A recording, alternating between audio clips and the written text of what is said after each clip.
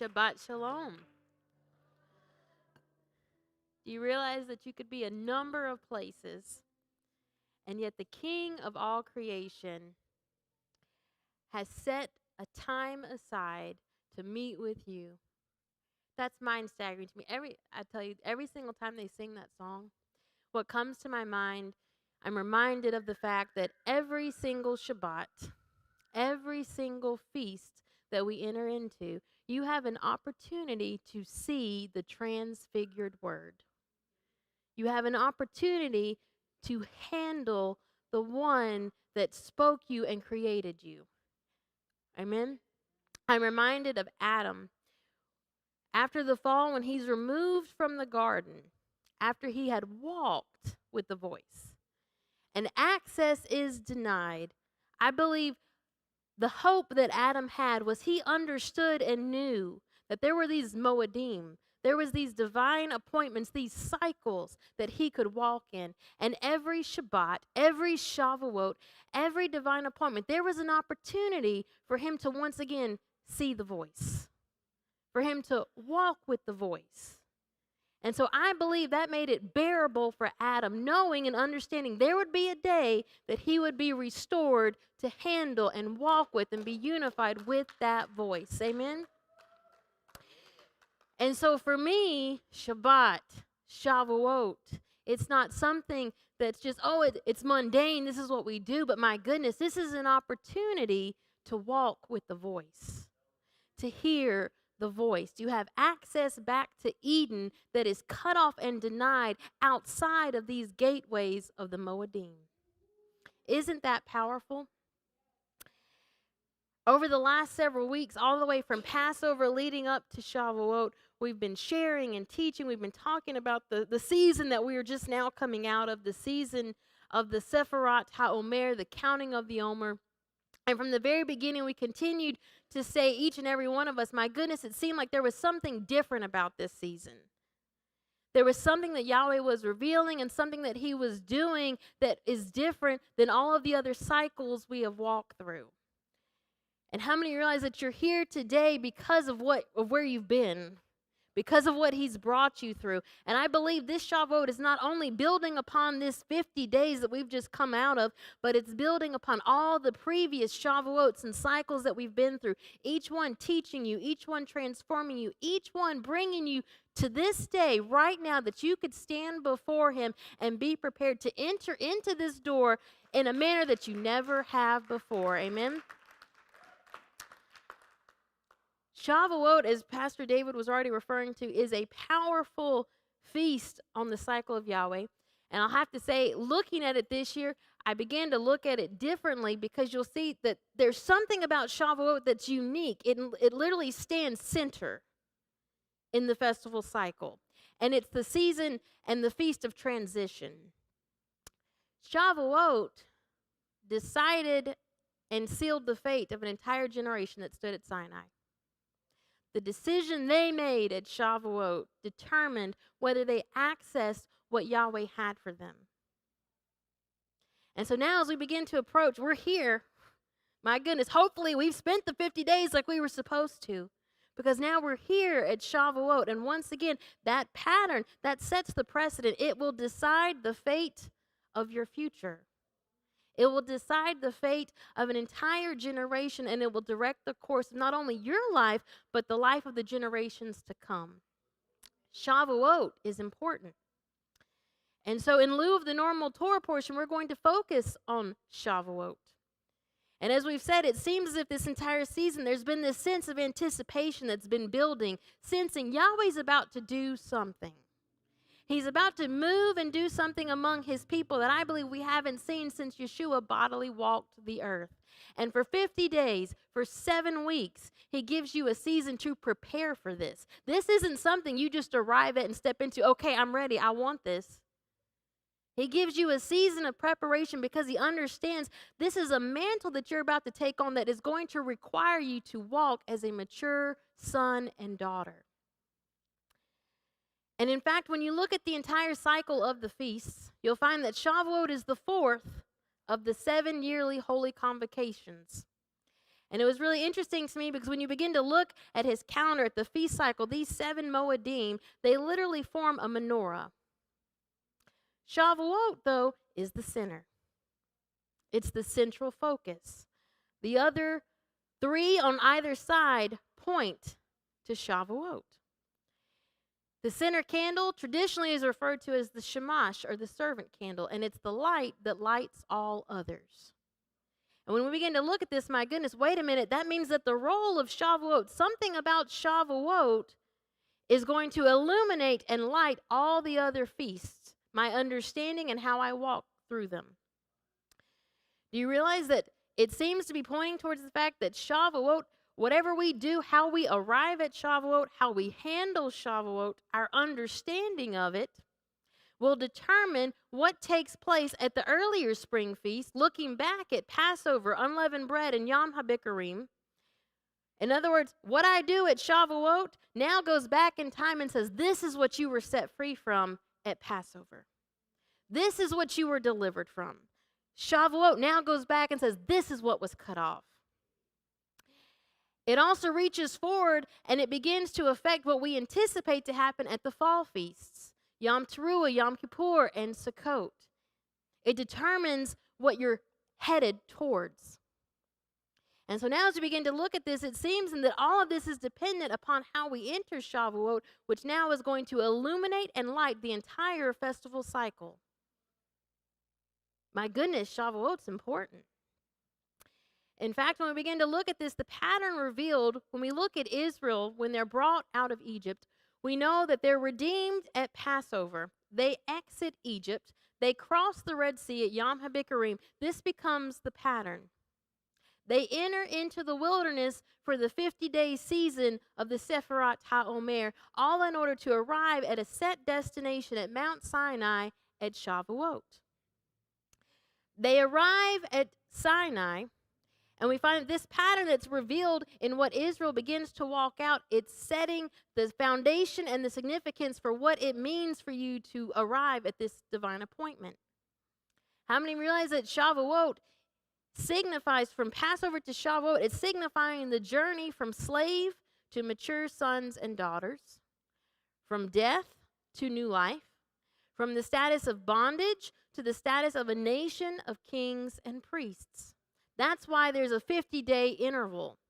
Because how many of you realize that when you've been a people that have been enslaved, you've been in bondage, you've been exiled, there are mindsets, there are habits, there are lifestyles that have to be dealt with. Because how many realize that as a mature son or daughter that's charged with walking as a nation of kings and priests, you're expected to handle and make decisions differently than a slave would. And so in order for Israel to now step into this and take on this mantle, Yahweh in his mercy gives them this 50-day cycle to prepare themselves. And we find that whatever they do, when they arrive at Shavuot, when they stand at that threshold at Sinai, then in that moment, they now make the decision, this is what I was delivered from at Passover. And this is also, on the other hand, what I'm choosing to keep, what I'm choosing to walk in. Shavuot becomes literally the threshold that we will step over that decides our fate and the course of this next festival cycle. And we find that with Shavuot being the central focus, could it be then that if we don't undergo this transition, if we don't understand the purpose of renewing our minds, of learning how to walk as these mature sons and daughters, then we'll never fully understand or access the potential and the purpose meant for us at these divine appointments. Because they can only be entered into by one who is walking as sons and daughters that will function as his representatives and literally his co-regent on the earth. These are gateways. Abraham's seed was told that he will possess the gates. Amen? Now, as we continue to look at this, you'll find that the first direct reference to Shavuot is seen in Exodus chapter 34, verse 22. This is when you see the title of this feast. It says, "And thou shalt observe the feast of weeks," Shavuot, "of the first fruits of the wheat harvest, and the feast of ingathering at the year's end." When you look at this term weeks, it's where we get the title of this feast, Shavuot. It's Strong's number 7620, Shavuot, and it means 7, a period of 7 or a week, from the root shavah, and it means to swear, to adjure, to take an oath. And when you begin to look at this, you'll find that covenant and oaths are intertwined with the number 7. That's why you keep the 7th day Shabbat. It's an indicator that you walk in covenant with the Most High. You are sevened. You have taken an oath.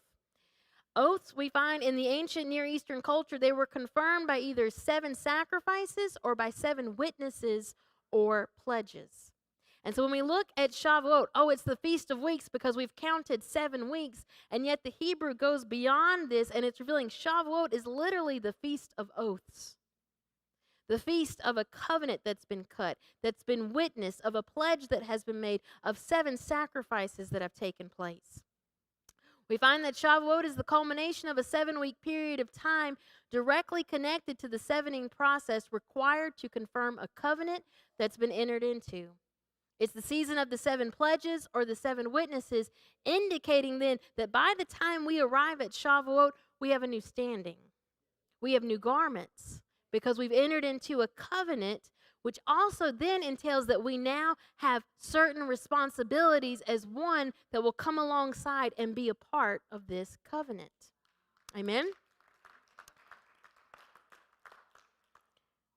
Well, as I began to look at this, it caused me to ask the question, what 7-fold promise, what 7-fold oath did Yahweh make that Shavuot, he's revealing to Israel, it's the culmination of this?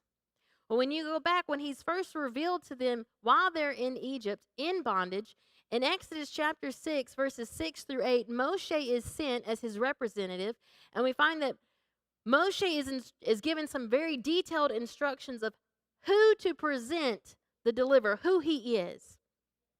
And we find that when he goes to Israel in their bondage, this is what he's instructed to tell them. He reveals to them the name of Yahweh. It says in Exodus chapter 6, verse 6, "Wherefore say unto the children of Israel, I am Yahweh, and I will bring you out from under the burdens of the Egyptians, and I will rid you out of their bondage, and I will redeem you with the stretched out arm and with great judgments. And I will take you to me for a people, and I will be to you your Elohim, and you shall know that I am Yahweh your Elohim, which bringeth you out from under the burdens of the Egyptians." When you begin to break that down, you'll find that that's a 7-fold promise that's directly connected to the revealing of the name of Yahweh. He tells them, I will bring you out, I will deliver you, I will redeem you, I will take you, I will be your Elohim, I will bring you into the land, and I will give it to you for a possession. Amen? How many realize then that when Israel arrived at Shavuot, they understood the covenant that was being cut? They understood that there was a 7-fold promise, that now this was the manifestation of that promise. The moment they stepped at Sinai, entered into this feast, my goodness, this was the season. All of these things were about to be made manifest and seen in their life. Shavuot is to be the manifestation of this 7-fold promise. And when you begin to look at this 7-fold promise, it's quite interesting because all of the points seem to be checked off by the time they arrive to Sinai, except the final 2 regarding the inheritance. He has redeemed them, he's delivered them, he's revealed himself to them, he's now taken them as his people. But as Israel stands at Sinai at Shavuot, they have yet to see the land of their inheritance or possess it. The final 2 points are still waiting when they arrive.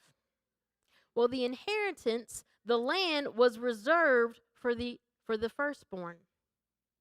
How many realize that the blessing is reserved for the firstborn of the house? Israel was called when they are delivered out of Egypt, Pharaoh, let Israel go. Israel, my son, even my firstborn. When Israel arrives at Sinai, all of the points have been checked off except for the points that will require them to be presented in that fashion as the firstborn.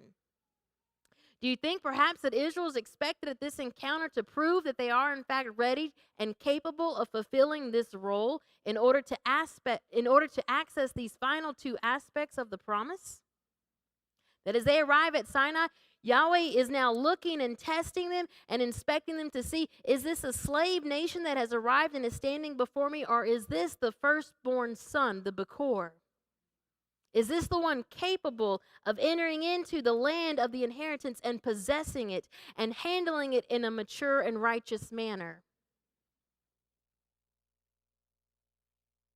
It's interesting to note as well that when we begin to look at this sevenfold promise and its association with this feast cycle, we find that there are layers that are revealed here. When Shavuot is first referenced in Exodus chapter 34, it caught my attention because when you go back and you look, it's bookended between passages regarding first the weekly Sabbath, the seventh day, Shavuot, and then it addresses Sukkot, the seventh festival. Do you think perhaps this focus on the number 7, the seventh day, Shavuot in the 7 weeks, and in the seventh festival is pointing towards a pattern regarding each of these cycles, revealing revelation regarding this sevenfold promise? Do you think that maybe every single week you have an opportunity to experience and walk out this promise, culminating with Shabbat, where now you can present yourself and possess the blessings and the promised word that he's given you? That maybe this is the purpose of the cycles you're walking out. Every single Shabbat, you have an opportunity to arrive and stand before the King. There's a gateway open, and you have a chance to declare, I am your son or your daughter, capable of handling the word that you've given me. And then now we find this is expounded and built upon because then you enter the special season of the Sefirat HaOmer, the counting of the Omer, 7 weeks. Each week as well then begins to build on this and reveal a piece of this promise culminating at Shavuot, where the fullness of the said promise is seen. And then you overlay it with the entire festival cycle of the 7 Moedim. Every single feast revealing an aspect of the sevenfold promise that reveals who he is. It's directly intertwined and connected with his name. You can't understand Yahweh.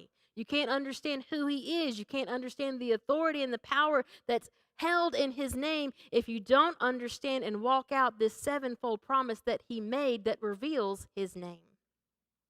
We find at Passover, I will bring you out. Unleavened bread, I will deliver you. My goodness, he did those things exactly on those feast days. Yom HaBikurim, I will redeem you. Shavuot, I will take you. Yom Teruah, I will be your Elohim. Yom Kippur, I will bring you into the land. Sukkot, I will give it to you for a possession. Amen? We find that these are the cycles we walk out weekly and yearly, designed to produce mature sons and daughters capable of walking in the authority and the power of the name that promise is attached to. Every single divine appointment and opportunity to be presented before the King of Kings, to show, to literally bring fruit, to bring evidence and show, I'm walking as a mature son or daughter. I'm no longer the slave that you redeemed and brought out of exile and brought out of Egypt. My mind has been renewed, and you have a chance to say, Hineni, send me. We find that this is further emphasized by the Messiah when he reveals to his disciples what to expect at Shavuot. It's amazing to me that after the resurrection, he spends 40 days, almost all of the season of the Sefirat HaOmer with his disciples, revealing things to them and expounding on things, I believe, all in order to prepare them for what was about to happen at Shavuot. But then interestingly enough, there's 10 days that he goes ahead, he ascends, and they're left 10 days waiting before Shavuot, before Pentecost, before the experience in the upper room. Do you think perhaps those final 10 days had something to do with the disciples now being given an opportunity to understand everything that they had been entrusted with and make their decision that come Shavuot, they would be able to stand and say, yes, Hineni? In Luke chapter 24, verse 49, this is what the Messiah tells his disciples. It says, and behold, I send the promise of my Father upon you. But tarry ye in the city of Jerusalem until you be endued with power from on high. Both last week, Shepherd John, and the previous week, we looked at the word power there, and it In the Greek, it's dunamis, literally this dynamite type power, this authority, this restoration of a power upon the people. But today we're going to look at that word promise. I send the promise. The word promise in the Greek, it's Strong's number 1860, epangelia. I probably butchered that word. It means an announcement or a promise. But it's from the root meaning to announce that one is about to do or furnish something. In other words, the promise is previously given. Yeshua makes the statement that they're now going to be furnished.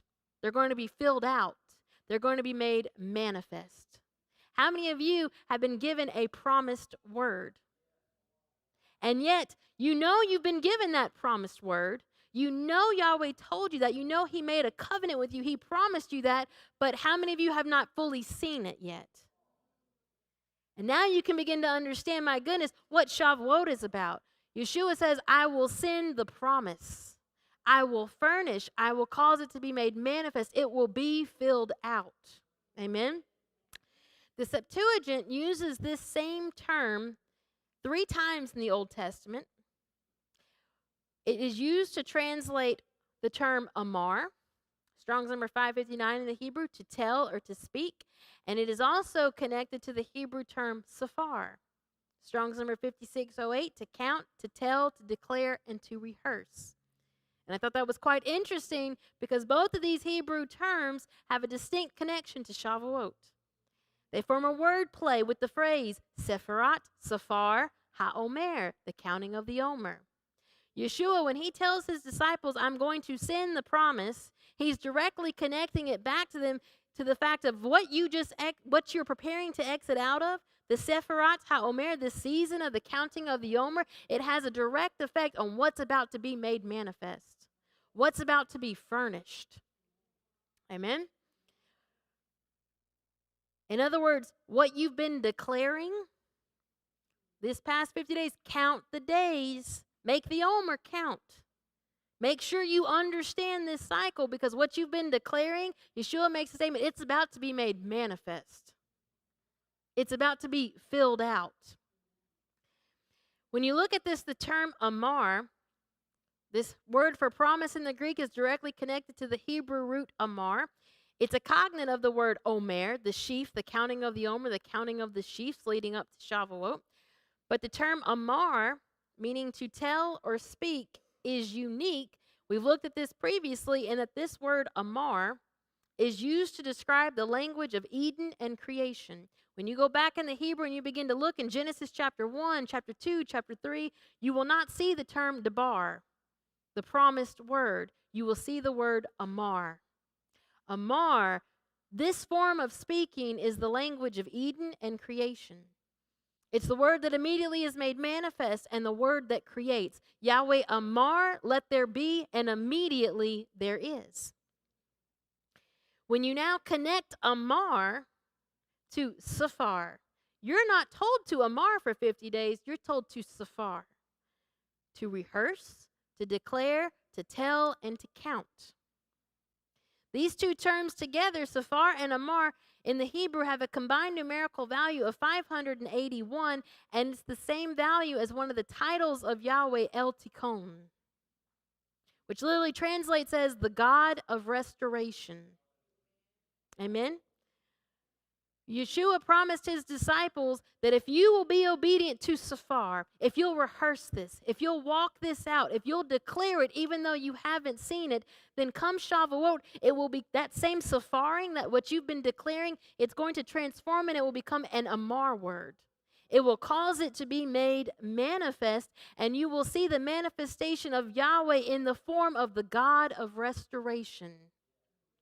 In other words, in any capacity, what you've been lacking, what's been stolen from you, what's been taken, the God of restoration will now cause it to be furnished and complete. Amen? Amen? How many of you realize, though, that it's not only about restoring you, as precious as you are, and as much as Yahweh cares about you, it's not only about restoring the areas in your life, but how many of you realize that as He begins to restore these areas in your life, His name is attached to that sevenfold promise. that this is what he would do in your life. So as you're restored, as you walk this out, as this covenant promise is seen in your life, it literally begins to restore the authority of his name. And so for his name's sake, he will ensure that this takes place. Amen? So we have to ask the question, what is the Messiah revealing that is being sent? The promise of the Father. And the promise of the Father is that he will be manifested as the God of restoration. His name will be in good standing, and his name is attached to that sevenfold promise. You will be redeemed. You will be delivered. You will come out. You will possess your inheritance. Amen? And yet the Messiah, at the same time as he's revealing the significance of what's taking place, he's reminding you and the disciples there of their covenant obligation. He's going to reveal himself and appear as El Tikkun, the God of restoration, and yet your covenant responsibility is that you are commanded to safar, to declare, to rehearse, to tell, to count, to walk it out. The manifestation of his name is directly connected to your obedience to safar, to declare this, in order that come this set time, this divine appointment, it will be furnished, it'll be manifested, it'll be created.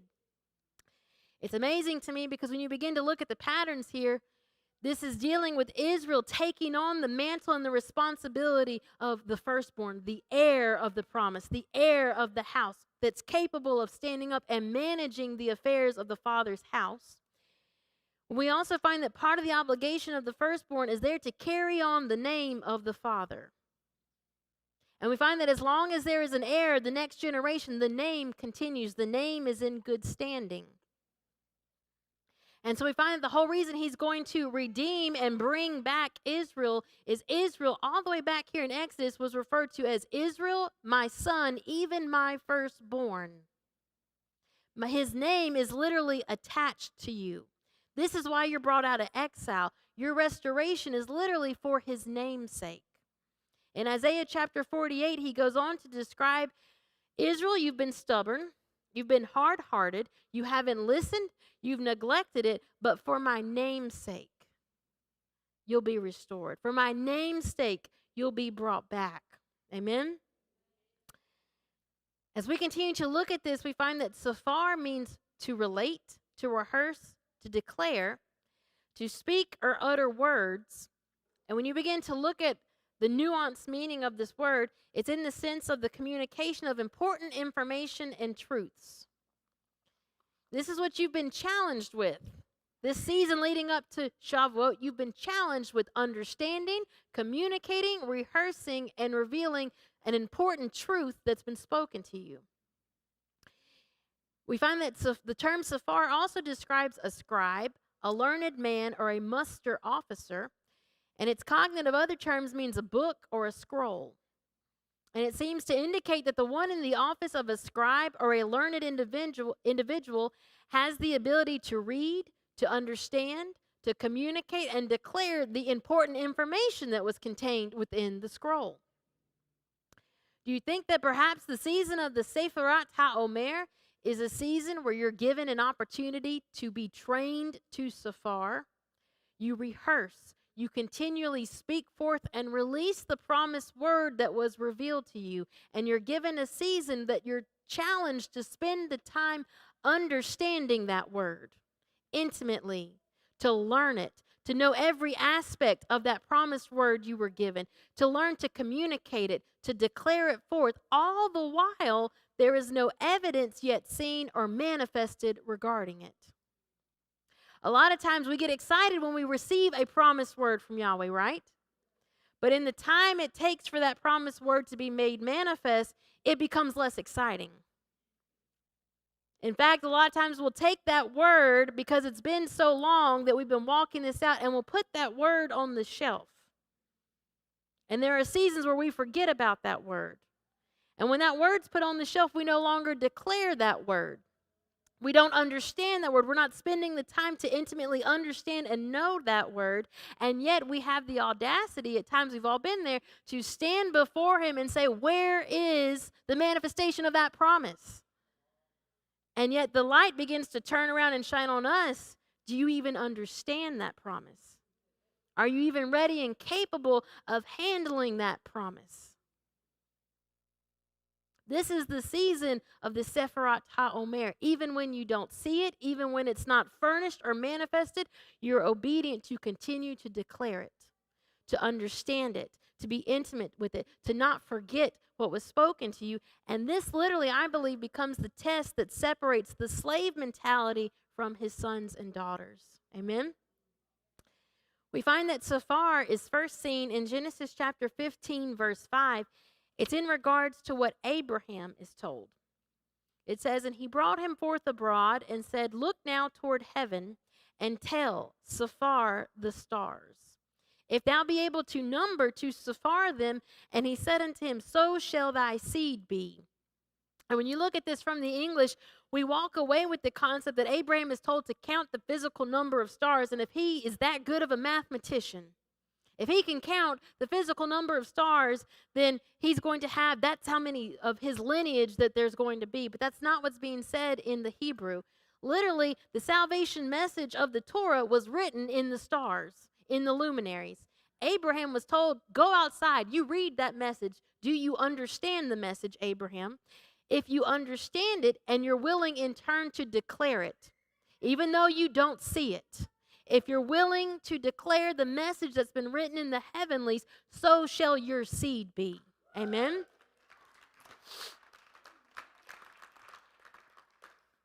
In other words, his generations to come beyond what Abraham could see would be redeemed and restored regardless of what it looked like from the natural. At this point in time, Abraham doesn't even have an heir. And yet he's told, outside of what it looks like from the natural, your entire house, your name is going to be redeemed and restored. Do you think perhaps the same has been expected of you and I? The season leading up to Shavuot distinguishes those who have been obedient to rehearse and declare in faith the promise of his word in our lives. And now at Shavuot, we find the pattern is revealed that those promises, he's made a covenant oath, they're going to be made manifest and furnished. The same word that you've been obedient to learn of, to understand, at Shavuot, there's a transition that takes place. You've been safaring it, you've been reading it, you've been declaring it, you've been rehearsing it, but at Shavuot, now it becomes an Amar word. It literally becomes a word with the ability to create and be released. And as that word is released, El Tikkun, the God of restoration, is made manifest, and he furnishes that promised word. Amen? Now back to Exodus chapter 34, verse 22, when he begins to first reveal Shavuot, it says, "And thou shalt observe the Feast of Weeks." And then he goes on to give a little bit more description of what this Feast of Weeks is, of the first fruits of the wheat harvest. The word first fruits, it's Strong's number 1061, bikur. It means first fruits. It's from the root, though, Strong's number 1069, bakar, and it means to be born first, to have the birthright. Directly connected to the rights and privileges of the firstborn. The inheritance and the blessing belong to the firstborn, not because, oh, you're the favorite, you're the firstborn, but because they had the responsibility on their shoulders to make sure that the house and the lineage and the name continued on. And now you can begin to understand when he's telling Israel, I have an inheritance for you. I'm going to bless you with this land. Along with that blessing, along with that authority, along with that inheritance came a responsibility. They were responsible to care for, to keep, and to guard that land and to keep that covenant. When we look at this, it's quite interesting because the term first fruits, bikur, it has a numerical value of 228, and it's the same value as the Hebrew phrase etz chaim, the tree of life. We have to ask, wait a minute, what is this revealing about Shavuot?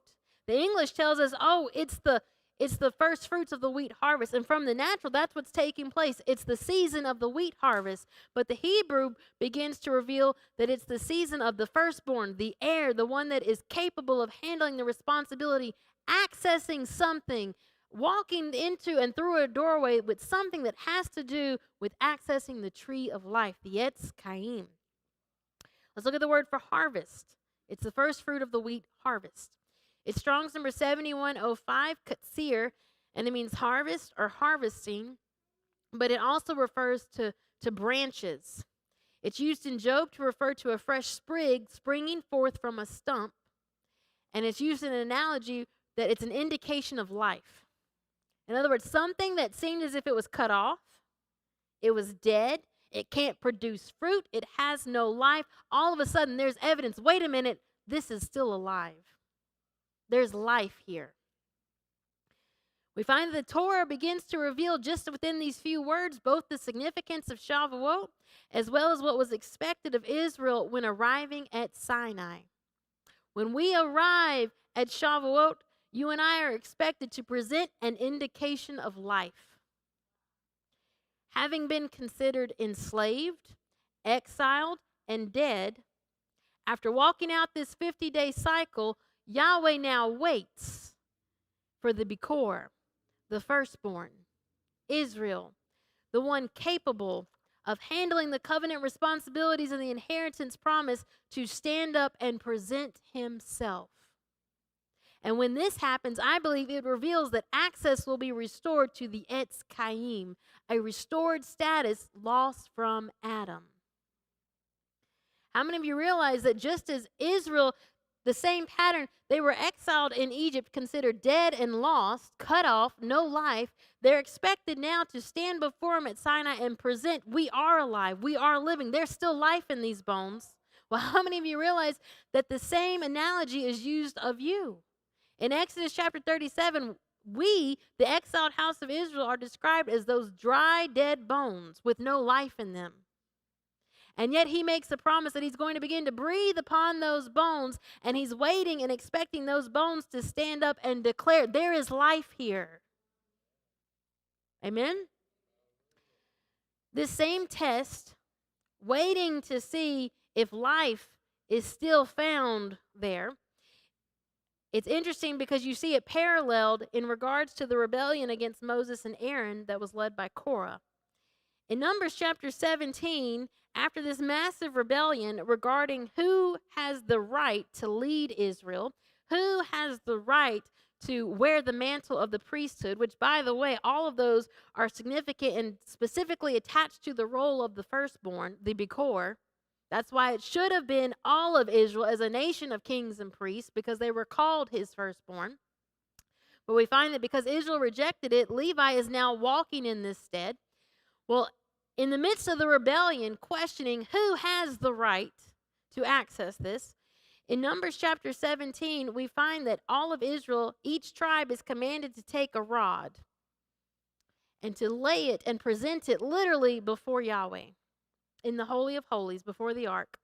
And we find as the final proof, the rod, the branch, is taken from each tribe, presented before him, but only one rod is capable of presenting proof of life. Aaron's. In Numbers chapter 17, verse 8, it says, and it came to pass that on the morrow Moshe went into the tabernacle of witness, and behold, the rod of Aaron for the house of Levi was budded, and brought forth buds, and bloomed blossoms, and yielded almonds. It produced fruit when it stood before Yahweh, indicating there was still life here. We find that for a season, this gave Levi the mantle of the priesthood, while the rest of Israel from this test was incapable of presenting a living son. Their branches had no life in them. In turn, they're exiled from the place of intimacy, literally the Holy of Holies. Yet Isaiah chapter 27 verse 6 makes a promise. It says, he shall cause them that come of Jacob to take root. Israel shall blossom and bud and fill the face of the world with fruit. And it's quite interesting because in the Hebrew, it's the exact same wording as Aaron's rod, what took place.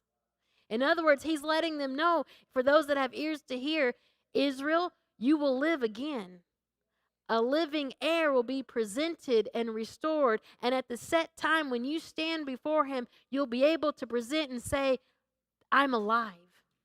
Amen? the word that's used here for world, in fact, it says that they will bloom, they'll blossom, they'll bud, and the face of the whole world will be filled with fruit. The term for world here in the Hebrew is Strong's number 8398, tevel, translated as world, but it was quite interesting because it's from the root yabal. And it means to bring, to lead, to carry, to flow. But that term yabal is the same root of the word jubilee, the yovel. Every 50th year, there was a jubilee, there was a yovel. The jubilee was the season of the restoration of the inheritance. The jubilee was the season where if you had been exiled, if you had been in bondage, if you had been enslaved, you're set free. Shavuot, every single year on the feast cycle, becomes a mini yovel. It's a season of restoration, a season when you have a chance to declare, I'm living, I have access to my inheritance. Amen? When you look at this root yaval, it carries the sense of something about to be produced or born. In other words, there's about to be new life. The basic meaning indicates to transfer something from one place to another. In other words, whenever there's life that is now steps on the scene and they're presented and they claim and they have proof, I'm living and I'm the heir, Yaval indicates that now that inheritance has been over here and it's been held over here and you haven't had access. That doorway's now open and it's transferred to the one that it rightfully belongs to. Amen? It indicates at the Yovel that there's a gateway, there's a doorway that's been opened, and something's about to come forth. Something's about to be produced. Something's about to be born. We find that when Israel blossoms, when they are able to declare and present that they are in fact living and have proof of it, there's a promised jubilee. There's a restoration of the inheritance, and there's a time of setting free and release. It seems to indicate a spiritual gateway or doorway is open to release the blessings of Yahweh and to see his presence manifested as the sons and daughters are restored. And it's amazing to me because the focus is on the fact that you're being restored into your position of his son and daughter who has access to your inheritance, to the blessings and the promises. But at the same time that's taking place, he's reminding you that the whole reason you're restored and put here is because you've got a job to do. How many realize that Romans chapter 8, verse 19, all of creation is waiting, groaning, waiting for their restoration and to be set free because that's dependent on you. They're waiting for the mature, we are sons, is what it is used in the Greek, to stand up and be seen on the earth. Amen? Now, when presented with this choice at Sinai, I believe Israel fully understood the pattern, that when they arrived at Sinai, what was expected of them? He gave them 50 days to be able, that when they arrived at Sinai, to present proof of life.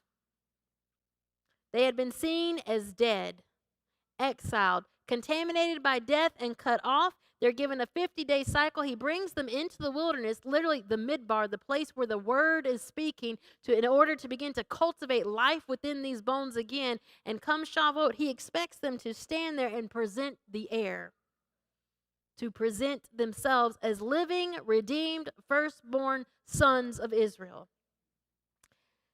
And yet, when Israel gets to Sinai, Israel sends Moshe alone and removes themselves.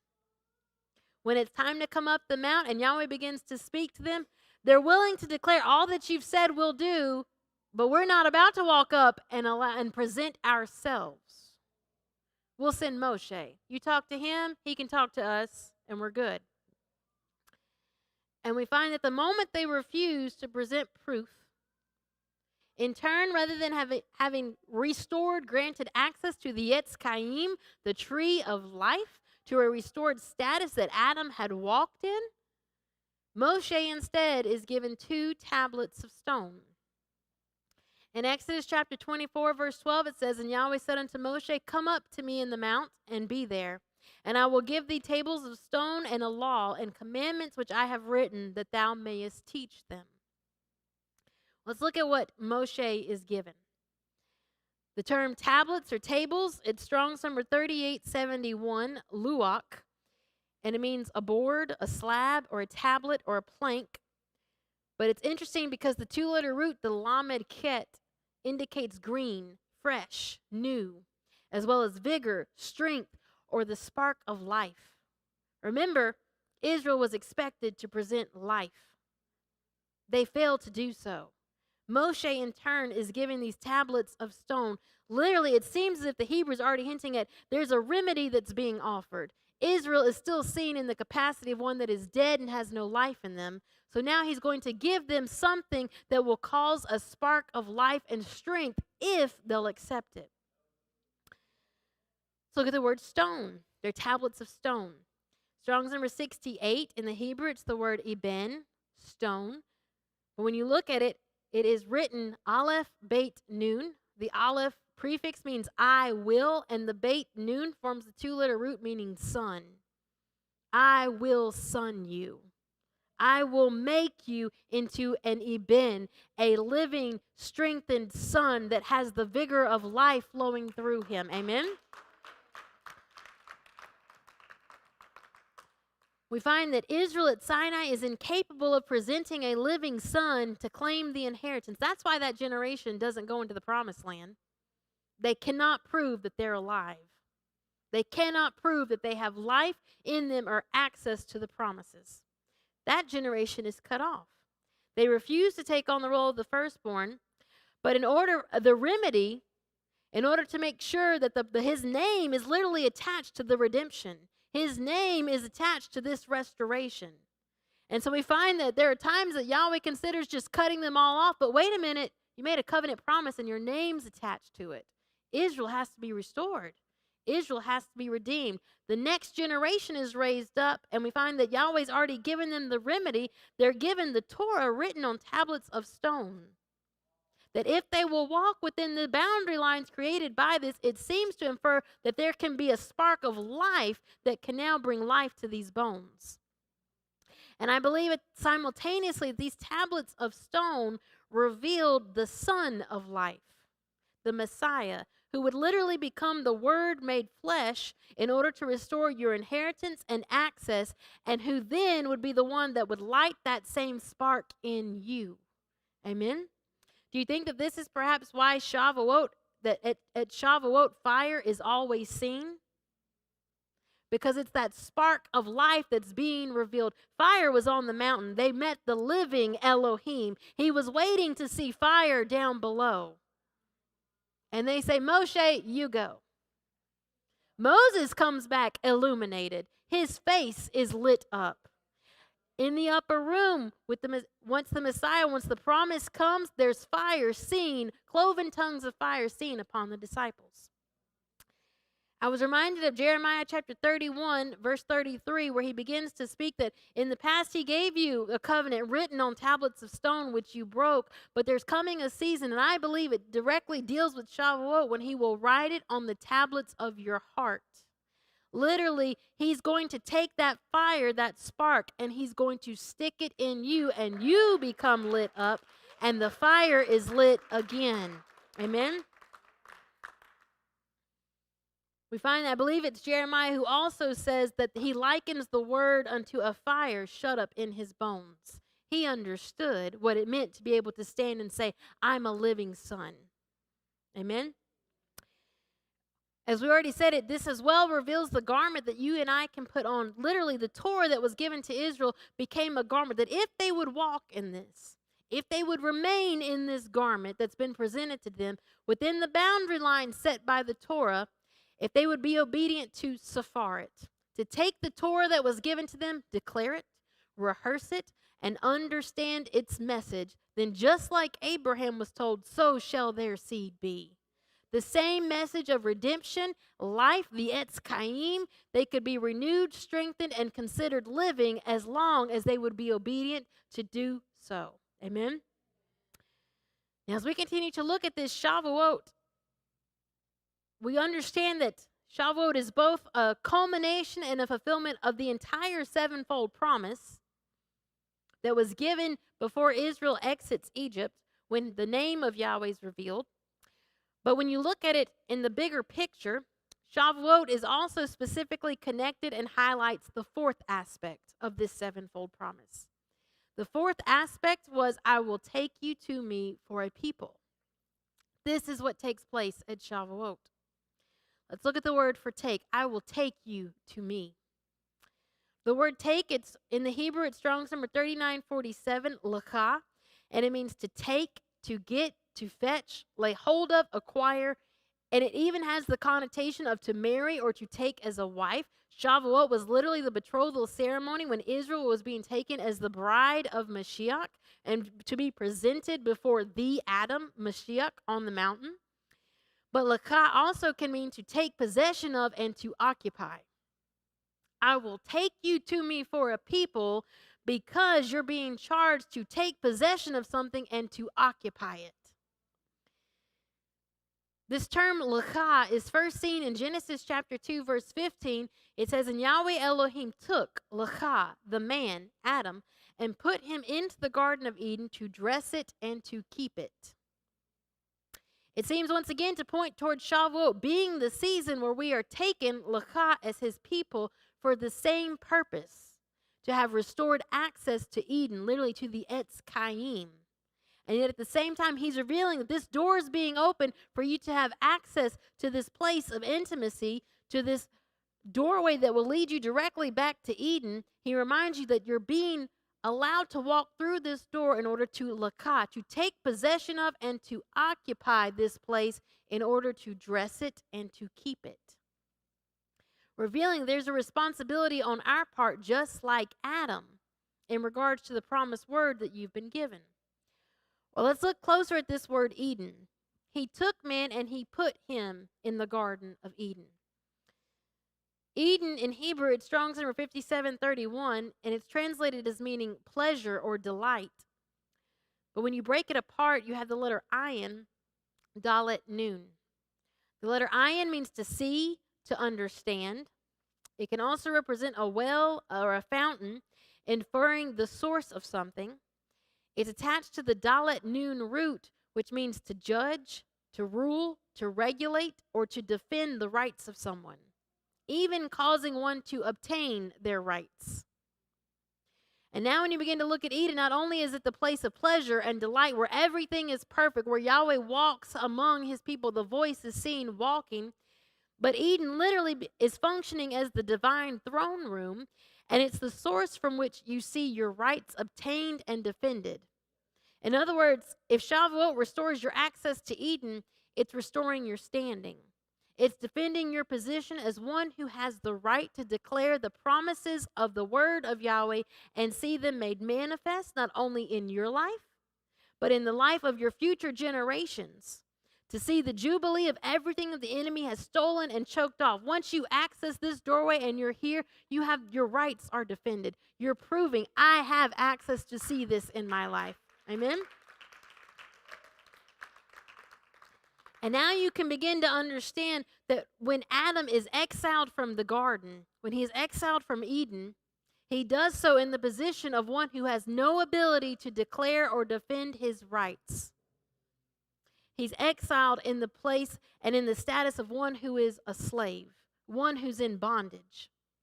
And yet I believe Adam understood the cycles of these feasts. He had already been taught. The Moedim were placed, the lights were placed in the heavenlies, showing him for signs and for seasons for the Moedim. I believe that he understood the cycles of these Moedim were so significant because this was how he was going to be restored. If he wanted to have access back to the authority and the mantle that Yahweh had called him to, he had to learn to walk out these feasts. And we find that only a living son or daughter can walk here. One who has presented the proof of life when requested at Shavuot. Now, as we continue to look at this, the numerical value of lakah, to take, at Shavuot, I will take you to me for a people. It has a numerical value of 138. It's the same as the Hebrew word napah, Strong's number 5301, and it means to breathe, to blow, to cause, to breathe. It's first seen in Genesis chapter 2, verse 7. And Yahweh Elohim formed man of the dust of the ground and breathed napah into his nostrils the breath of life, and man became a living soul. It's interesting to me because this same term is also used in Ezekiel chapter 37, verse 9. Then said he unto me, prophesy unto the wind, prophesy, son of man, and say to the wind, thus saith Yahweh Elohim, come from the four winds, O breath, and breathe, Napah, upon these slain, that they may live. It seems to indicate and connect the significance of this divine appointment. It has to do with the restoration, a jubilee. And this jubilee is for the scattered, dry, dead bones of Israel that have been in exile, that have been tainted by death, and yet there's a promise directly connected to his name that they will be breathed into again, just like Adam was, in order to become a living soul. We find that the sages reveal, though, that a better translation of the Hebrew here, that Adam became a living soul in Genesis 2:7, is that he became a speaking soul. How can you present proof that you're a son or daughter unless you have the ability to speak, to declare the word consistently, to rehearse it, to communicate it, to reveal it? Once Adam was breathed into, he became a speaking soul, proving that he was operating in this place and the stead of sonship. The dry bones are being breathed into for the same purpose. We find there's a direct connection between Shavuot and the ability to breathe and release life into something that's been exiled, cut off, and dead. Yet it seems the focus is revealing that this is the responsibility of Adam. It's yours and I responsibility to speak and release it. Just like Abraham was charged with, so shall your seed be.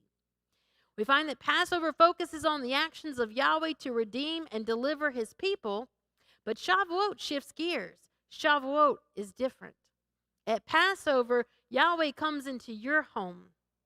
Yahweh chooses to take one that's been bound in their bondage. They have that slave mentality. They don't even know that it can be better. And he takes them and he redeems them and he brings them out. And he carefully brings them into a place where they can hear the word spoken over them. But come Shavuot, the focus begins to shift and change. Shavuot focuses on the responsibility that we've been entrusted with. We've been entrusted with being one that would obediently declare and release the word. And we find that to step through this door, to access this power, this dunamis, the power that he promises at Shavuot, this restored status that Adam initially walked in, we must understand our position as a living, speaking soul, because you're charged with literally declaring and calling it forth. Now, looking closer at the root word for Shavuot, Shavah, an oath, it's formed with the same letters as the Hebrew word isev, which is translated as meaning herb, grass, or green plants. In fact, the plural of isev in Hebrew, it's isuvot, which is literally the exact same letters rearranged that form Shavuot. I thought this was quite interesting because there's a relationship that's revealed throughout the beginnings of Genesis regarding Adam and the herbs, the isev. In Genesis chapter 1, verse 29, Adam is told that the isev, the herb, is given to him for meat prior to the fall. And once again, it's emphasized after the fall. In Genesis 3:8-10, once again, Adam's told, the herb is meat for you. Do you think the door to restoration is being revealed to Adam in this statement? Because it's not just the isev, the herb, but it's literally encoded here is the word Shavuot. Yahweh is emphasizing Adam's responsibility in connection to Shavuot. Remember, Israel's given the tablets of stone, the luach even. The two-letter root of luach also meant green, fresh. I believe it was connecting them directly back to what Adam was first told. This is given to you for meat. But what's quite interesting is how many of you realize that Adam's body and his physical makeup was different prior to the fall than it was after? How do you think he knew? Something's happened. Something changed.